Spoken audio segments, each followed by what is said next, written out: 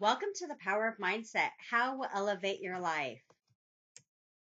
I know many of you want to elevate your mindset. I also know that many of you not only want to elevate your mindset, you also want to know what a mind really is. You are in the right place. Today, I'm going to share with you the power of mindset and how it will elevate your life. Before I do that, I'd like to thank you for taking the time to be here today. Now, before I share with you the power of mindset, I would like to tell you a little bit about myself first. Hi, I'm Jennifer Kabuki. When I was growing up in the 80s, I was an all-American girl. I never missed school, rarely ever got in trouble. I was in Girl Scouts. I was that little role model that other little girls looked up to and wanted to be like. One day when I was 15 and my brother was only 12 at the time, I can remember being at home and I think we were watching TV and my parents came home from work and they come inside and they tell us, kids, we need to have a talk. And so me and my brother look at each other and think, well, what did you do?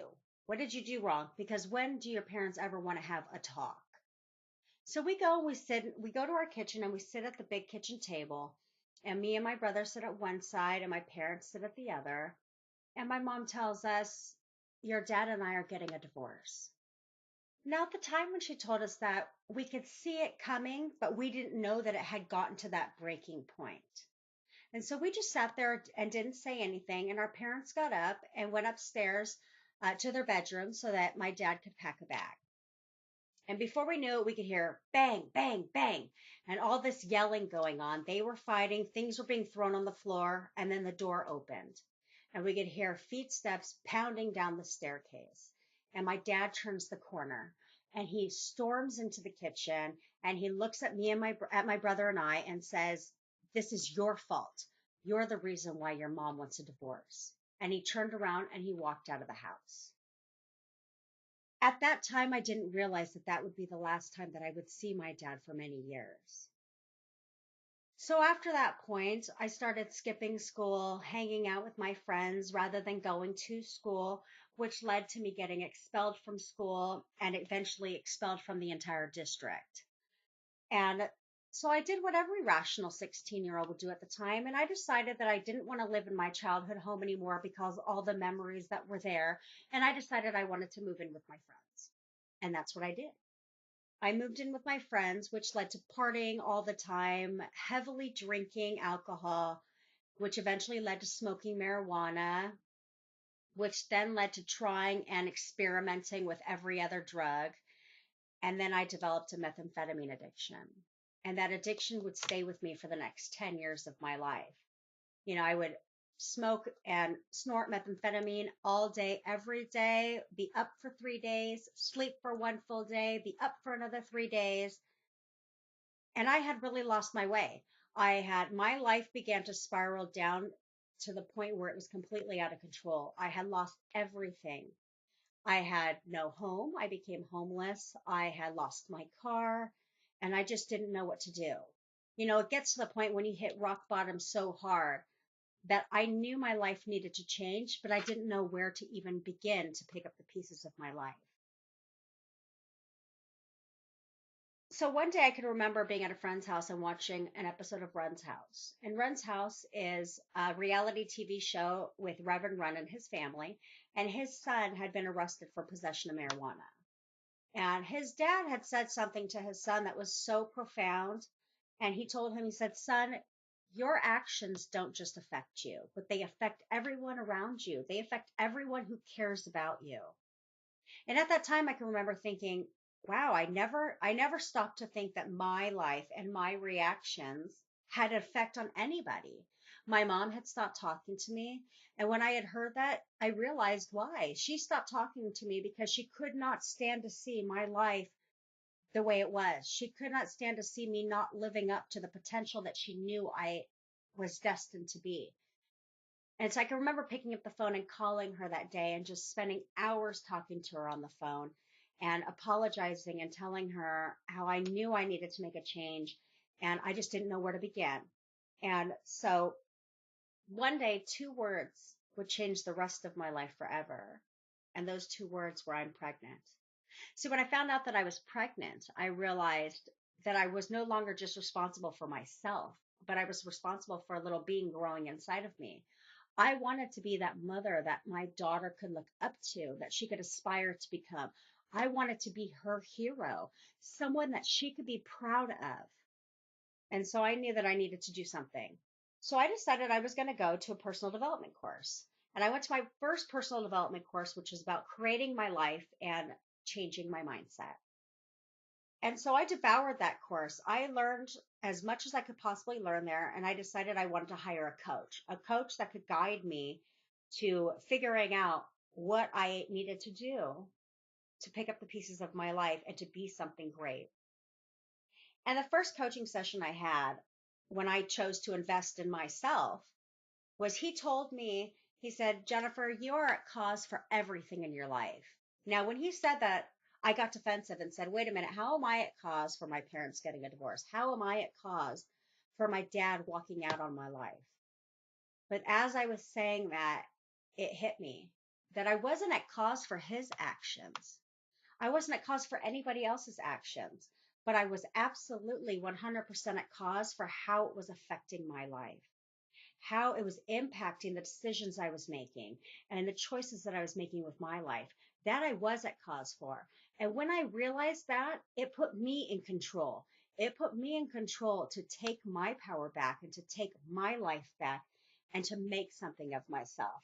So I began working on myself. Every chance I got, I began elevating my mindset and just getting to that place where I could start to take power back. And through all that work, I decided that I wanted to help other people. See, I had built two successful businesses since I changed my ways. I had built two highly successful businesses, and I wanted to empower people to be able to do the same, no matter what place they were in their life, that they could know that with a coach, everything was possible. And so that's exactly what I set out to do. I began to empower exceptional businesswomen to change their language patterns and elevate their mindset so they can radiate confidence, own their power, and gain control of themselves moving forward. The problem is that most people don't understand how powerful mindset truly is.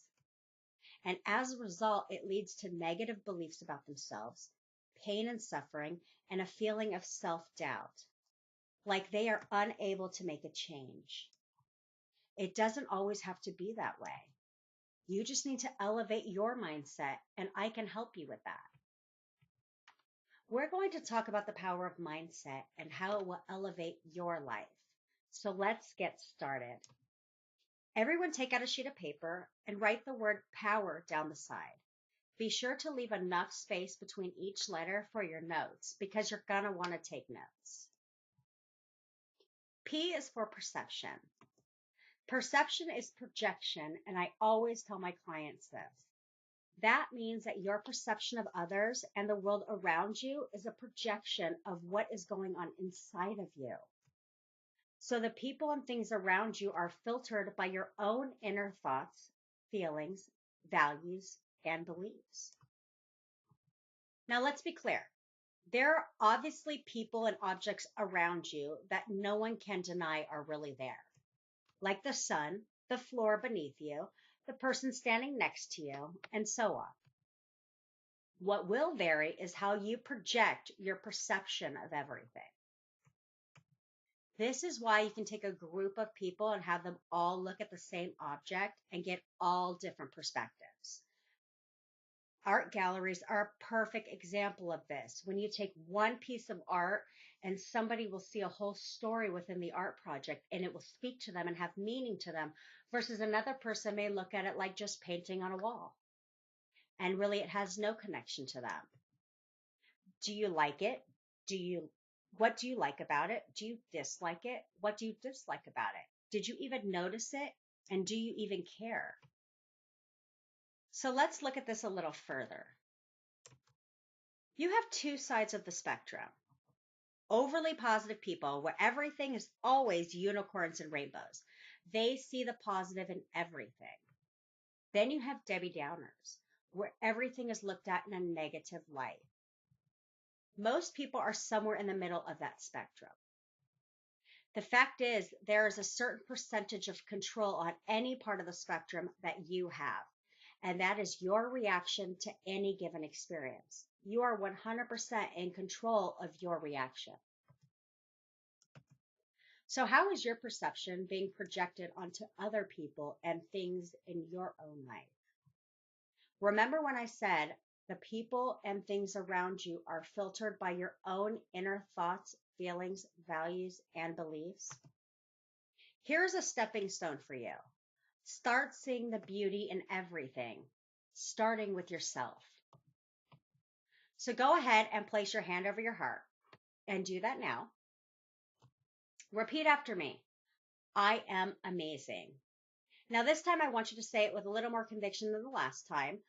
I am amazing.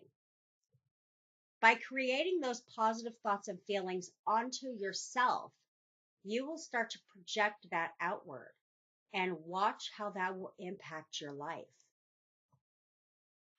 O is for outcome. You always need to know your outcome before you do anything. This is a formula for real success and the true key to getting what you want. Before each of our coaching sessions, I'm always helping my clients set their outcomes and their intentions. So therefore, they are in control.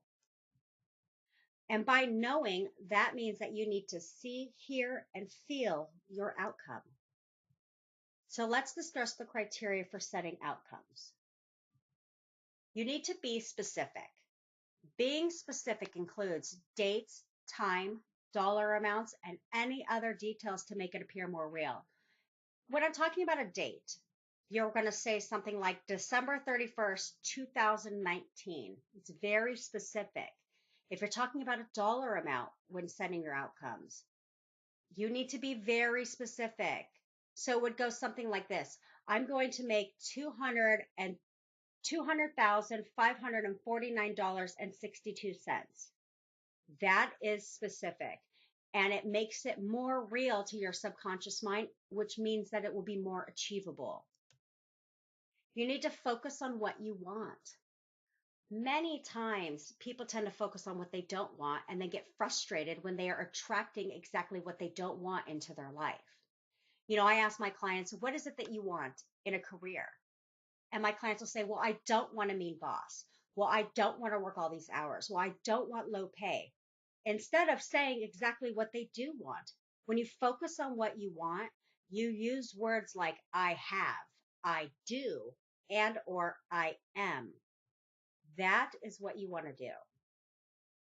You want to use sensory language. These are words like I see, I hear, and I feel. Anything that's going to relate to your senses. This is key. Your subconscious mind operates on pictures, sounds, and feelings. So we're going to put it all together now in an outcome that I helped one of my clients write, I think it was like a month ago. So if you were going to set an outcome for finances, it would go something like this. It is now December 31st, 2019, and I have $51,453.62 in my checking account. I see my bank statement online. I hear my heart pounding, and I feel so proud of myself. By writing down your outcomes, and I mean putting pen to paper, not typing it on a computer as we're so used to doing. When you put pen to paper, it activates the reticular activating system, the RAS, part of your brain. It tells your subconscious mind to bring things into your awareness like a target constantly scanning your surroundings, looking for what it is needed to achieve your intended outcome. So, for example, when you go to buy a car and you sit there and say, I want to buy this new Toyota Corolla and I'm going to get a silver one because I don't think very many people have that. And you buy the car. Once you buy the car, you're driving down the road and then you seem to see hundreds of the exact same car that you just bought. And that's because now that you're aware of it, you seem to see it all around you because the RAS part of your brain is now bringing those things that are similar into your conscious awareness. Once you know your intended outcome, you want to create a plan. a plan to move you in the right direction so it keeps you on track. And here is a bonus tip for you. If what you're doing isn't working for you, then you need to change your behavior to receive a different outcome. Whether you are doing your finances, starting a new diet, working towards your goals, or even getting that new client, knowing your desired outcome is crucial before you even get started. So let's say for just a minute that if seeing, hearing, and feeling your desired outcome would get you much closer to achieving your goals, would it be worth it? Of course it would. So your stepping stone here is to set a new outcome. And remember to be specific, focus on what you want, and use sensory language. And I mean really do it. This is powerful and will have a huge impact on your life. So W is for worth. And I'm talking about self-worth, not your net worth. Worth is defined as the quality of being good enough. The quality of being good enough. No one can define your worth but you. And you alone. I can't tell you how many times I have heard women say that they don't feel worthy. And that is really, really heartbreaking for me. Everyone should feel worthy and valued each and every day. But here is the problem. Most people rely on outside sources or comparisons to determine their self-worth. Whether it's through your physical appearance, your children, your significant other, friendships, your job and income, your material possessions, and so on. Those determine a warped sense of self-worth. But most people use those to define their own self-worth. The fact is, your true self-worth lies within you. So how do you determine your self-worth? First, you need to determine your inner values. What do you truly value in life? And make sure that you dig deep. You are looking for those internal values. So what I do with my clients is I ask them, what do you value about yourself? And you're looking for those first things that pop into your mind. So you just ask yourself that, what are my internal values? Those first words that come into your mind without thinking about it, those are your real values. And once you know those, you want to write them down. Next, you're going to make up your own definition of self-worth. You're going to use your internal values list and write a new definition of self-worth. Your own definition. Positive self-worth is so important in mindset growth. If you don't have a positive self-worth and you don't believe that you're worthy enough of success, of, leadership, of getting a promotion, then it's like putting a glass ceiling on yourself, and you're going to keep hitting that glass ceiling until you decide that you want to give yourself your own self-worth, till you want to believe in yourself. When you believe that you are worthy of massive success, of massive wealth, of massive growth, then that's when you become unstoppable. So your stepping stone here is to make your internal values list and create your own self-worth definition. It's important to know every day that you are worth it. You are worth everything and anything that you want. E is for energy.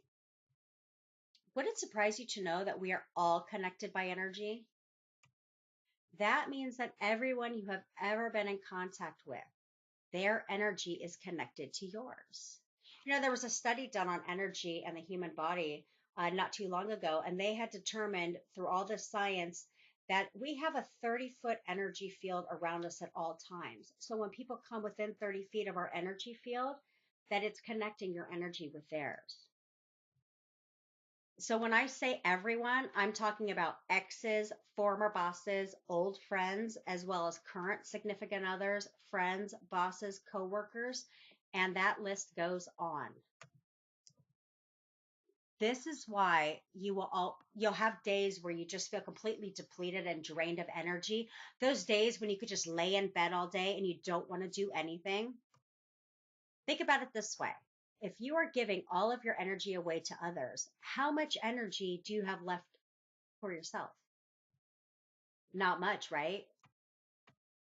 So in order to preserve our own energy, we need to cut those energy cords.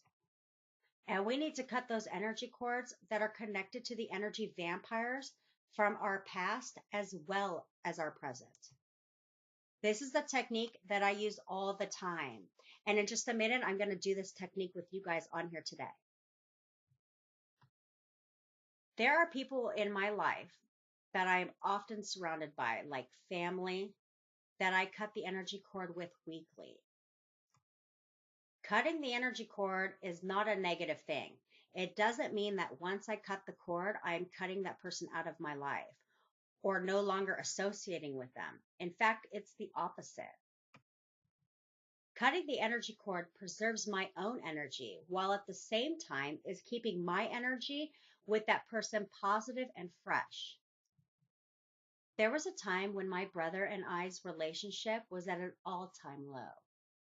In fact, it was so bad that we had cut all ties to each other and weren't even speaking anymore. So I cut the energy cord. I kid you not, the very next day after cutting that cord, my brother contacted me to apologize. And he has never apologized to me before. And our relationship has never been better. I've done this technique with ex-boyfriends. In fact, a few months ago, I cut the cord with an ex-boyfriend that I hadn't spoken to in over 7 years. And when I cut that cord, within 1 or 2 days, he actually called me out of the blue and said, "Hey, I was just thinking about you." Wild, right?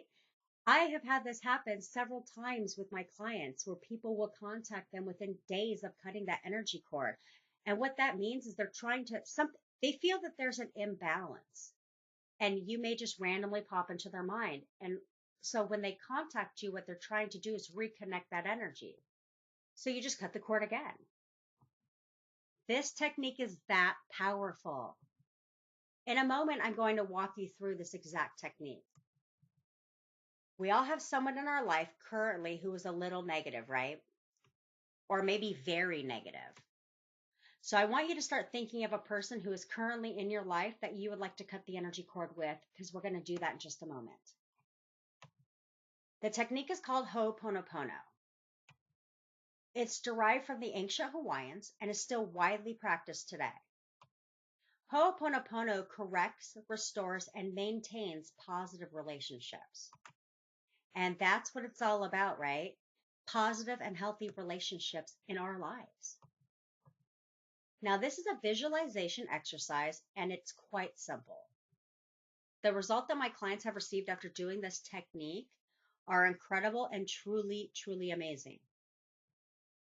So just follow my suggestions, and you will do great. In a moment, I'm going to ask you to close your eyes. So make sure that you are sitting down for this exercise. By now, you should have all one person in mind who you will be cutting the energy cord with. So let's get started. I want you to sit back, relax, and close your eyes. I want you to imagine that you are sitting in a big, dark, empty theater. In front of you, there is a stage. And all you can see is a dark, shadowy person standing in the back of that stage. There is a single beam of light shining down the center of the stage. Now I want you to ask the dark, shadowy person to step into the light. As that person steps into the light, you will notice that there is a single cord that runs from the middle of their forehead to the middle of your forehead. I want you to repeat after me. I'm sorry. Please forgive me. Thank you. I love you. Now reach up and cut the cord in front of your forehead. And as you cut the cord, you notice the cord begins to fall to the floor. And as the cord falls to the floor, the person on the stage begins to float away into the darkness until they are out of sight. Now reach up and take the little remnants left of that cord stuck to your forehead and just pull them out and throw them onto the floor. Good. Now open your eyes. That's it. That is Ho'oponopono. This is such a powerful technique, and you need to remember to do this often. Your stepping stone here is to repeat this process with the energy vampires in your life. You want to start with the ones that are closest to you. So R is for reality. Reality is defined as the world or state of things as they actually exist. We are going to take this definition one step further. In coaching, I always tell my clients that you create and control your own reality. It's that simple. So let's look at what that means. There are certain experiences that control the way we view reality. Whether it is through our own personal experiences, beliefs, and or values. They all play an important role in our perception and interpretation of things, meaning our own reality. Let's take rain as an example. When it rains, you get an array of responses to the rain. Some will love the rain. Some will hate the rain. Others will complain about the rain. And others will embrace the rain. So why the difference in reaction? Because your personal world is determined through your own filters of personal upbringing, beliefs, values, prejudices, and attitudes. Once personal realities are formed, they become undeniable to that person. You will typically not sway another person's reality unless they choose to make the change themselves. So you have several different responses from several different people of the same reality, thus creating different realities. Does that make sense? Now let's talk about how you change or control your own reality. To change your own reality, you need to change your own inner thoughts and focus on the positive side of things. Like with the rain example, you may not personally care for the rain, but it's good for our environment. It's good for our agriculture. So focus on that positive aspect instead. Remember, you're in control of your own reality, so you may as well make it your best reality. Your stepping stone here is to take some time for yourself and take a look at your reality. If needed, start making changes to a more positive reality. That, ladies and gentlemen, is the power of mindset and how it will elevate your life. So why you've got to start thinking differently. These principles play a very important role in elevating your mindset.